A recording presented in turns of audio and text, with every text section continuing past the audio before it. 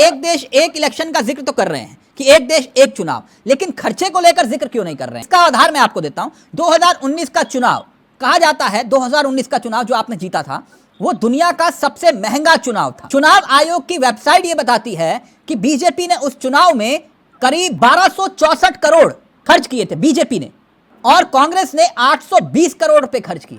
तो ये चुनाव भी तो सर बहुत महंगा है कि नहीं? ये नारा सुनने में अच्छा लगता है, एक देश एक चुनाव, मगर किस पार्टी को कितना चंदा दिया गया ये कोई नहीं जान सकता। इसको लेकर भी कानून आना चाहिए कि नहीं आना चाहिए? किस कंपनी ने चंदा दिया, क्यों चंदा दिया, उस चंदे के बाद कॉन्ट्रैक्ट किस पार्टी को किस कंपनी को मिला, किसको नहीं मिला, तो ये बात भी तो सार्वजनिक होनी चाहिए कि नहीं? स्वस्थ चुनाव। देखिए, मुझे लगता है कि हमारे पत्रकार भाइयों को राजनीतिक दलों के चंदे पर ज्यादा नजर रहती है, वो चंदा बाहर आना चाहिए।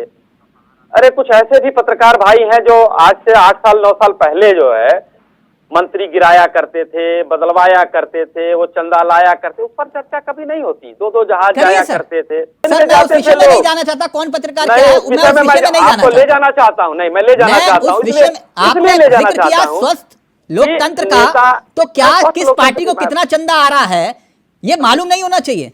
कौन कितना खर्च कर रहा है, कहां खर्च कर रहा है, ये तो जानकारी होनी चाहिए सार्वजनिक रूप से। हम लोगों ने अब देखिए, अब इतने देश मैं तो उस पर आ रहा हूँ, आप मुझे रोक रहे हैं। आपने लॉजिक दिया कि खर्च कम हो जाएगा, तो मैं इसलिए आपसे कह रहा था सर खर्च मैं बताना चाहता हूँ। हाँ। तो अगर मान लीजिए कि लोग चंदा अगर दे रहे हैं तो अब 5 रुपया किससे ले रहा है, 500 रुपया किससे ले रहा है, अगर आपको हिसाब देता चले तो ऐसा संभव नहीं है, जो जानने का प्रयास किया जाता है। वन नेशन वन इलेक्शन, एक देश एक चुनाव, जो कमेटी आपने गठित की, उस कमेटी में एक हैरान करने वाली बात और है। उस कमेटी में जो सदस्य हैं उसमें एक भी महिला नहीं है।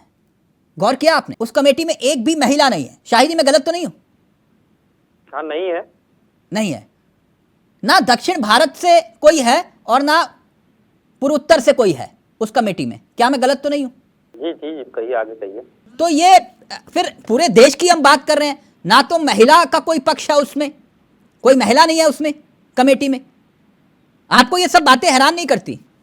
देखिए तिलक जी, अगर एक कहावत कही जाती है कि हाँ। सपने भी अगर अपनी औकात से देखोगे तो वाकई आप गरीब हो। देश बिगड़ा हुआ है, उसको संभालने के लिए हम अगर कोई चीज कर रहे हैं तो अब उसमें महिला का एंगल, नॉर्थ ईस्ट का एंगल, साउथ का एंगल, इतने प्रबुद्ध और विद्वान लोग उसमें हैं, ऐसे नहीं है। नहीं तो आप ये कह रहे हैं कि महिलाएं समझदार नहीं होती?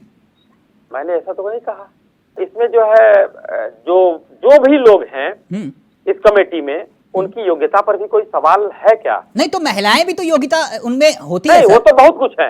वो तो अभी देखिए क्रिकेट का मैच हो रहा है, ये क्रिकेट नहीं है ना, तो ये क्रिकेट देखिए, हाँ, ये क्रिकेट नहीं है, ये हाँ, महिलाओं का प्रतिनिधित्व कमेटी बन रही है। तो मैंने कहा अगर हमने तय कर लिया है तो क्या गलत किया है भाई? 67 तक इन लोगों ने किया तो गलत नहीं किया। आप करें तो लीला, हम करें तो रासलीला। ये गलत गलत गलत, बिल्कुल गलत। गलत क्या? क्या गलत? क्यों गलत? क्या गलत? क्यों गलत? नहीं गलत नहीं। रामलीला, रासलीला, आप रासलीला का मतलब क्या है भाई? क्या नहीं होता है? क्यों नहीं होता है? आपने 67 तक क्या किया? शायद उदाहरण के तौर पर देश के प्रधानमंत्री मणिपुर गए क्या? गृहमंत्री जी गए? नहीं, मैं वैसे पूछ रहा हूं। 23 दिन रहे। नहीं, आपकी बात सही है। मैंने प्रधानमंत्री जी का जिक्र इसलिए किया क्योंकि मध्य प्रदेश में चुनाव हो रहा है। वो अप्रैल महीने से लेकर अब तक 5 बार मध्य प्रदेश जा चुके हैं, लेकिन मणिपुर नहीं गए। राहुल गांधी जी अभी 3 दिन पहले जो है राजस्थान गए क्या, जहां पर एक महिला को निर्वस्त्र करके घुमाया गया, 14 लोग अभी तक नहीं पकड़े गए। राहुल गांधी गए? नहीं, तो यही कह रहा हूं ना सर, चुनाव महत्वपूर्ण है। जैसे ये देश महत्वपूर्ण है, चुनाव महत्वपूर्ण है हमारे लिए। 2021 में बंगाल के चुनाव के वक्त 14 दिनों में 23 बार देश के प्रधानमंत्री ने रैली की। 20 दिनों में जो गृह मंत्री अमित शाह जी ने रैलियां की, उनकी संख्या लगभग 90 के आसपास थी, रोड शो मिला के। केंद्र सरकार ने 52 मंत्रियों को बकायदा चुनाव में उतारा, 52 मंत्रियों को। 2022 में जब उत्तर प्रदेश में चुनाव हो रहे थे तब 24 रैलियां देश के प्रधानमंत्री ने की और 5 ऑनलाइन सभा, और कर्नाटक के चुनाव में 6 रोड शो और 19 रैलियां की। अमित शाह जी ने कर्नाटक के चुनाव में 16 रैलियां की और 15 रोड शो किए। हमारे नेता नहीं है। 2020 के चुनाव में 12 रैलियां की। तो सर ये मतलब ऐसा नहीं है ना, जो रैली नहीं करेंगे। हमारे वो देश के प्रधानमंत्री हैं तो हमारे नेता हैं, गृह मंत्री तो हमारे नेता हैं। एक बात तो सही है, शाही जी की एक बात से मैं सहमत हूं। निगम जी, आप लोग रेवड़ियां नहीं बांट पाओगे अगर एक देश एक चुनाव हो जाएगा। आजकल एक तरफ खट्टर जी कह रहे हैं कि रेवड़ी बांटने वाले, और दूसरी तरफ जो है शिवराज सिंह चौहान जी जो है कह रहे हैं कि कितने दूं।